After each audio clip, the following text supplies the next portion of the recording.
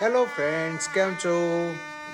બાબાનું રસોડું યુએસએમાં અત્યારે નથી, અત્યારે અહીંયા આગળ અમદાવાદમાં આપણે દૂધનો હલવો બનાવી રહ્યા છે. દોસ્તો, હું વેકેશનમાં આવ્યો છું, પરંતુ મારી આ હોબી અહીંયા પણ છોડતો નથી. ને આજે આપણે બનાવી રહ્યા છે દૂધનો હલવો. તમે જોઈ રહ્યા છો, દૂધના હલવા માટે માવો અહીંયા યુઝ કર્યો હતો.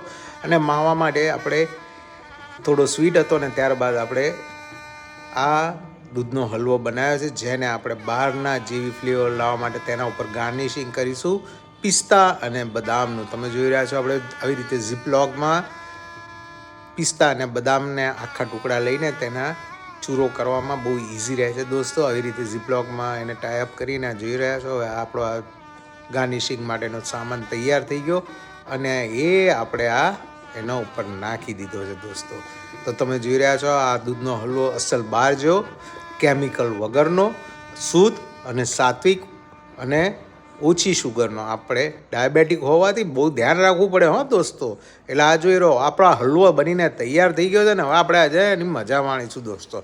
આટલો બધો હલવો એક દિવસમાં નહીં પતે, એટલીસ્ટ અઠવાડિયું 10 દિવસ તો ચાલવો જોઈએ, નહીં તો આપણે ડબલ થઈ જઈએ. એટલે ખાવામાં બી આપણે ધ્યાન રાખવું પડે. તો દોસ્તો, જોઈ રહ્યા છો, હલવો બનીને તૈયાર થઈ ગયો. બાબાનું રસોડું અત્યારે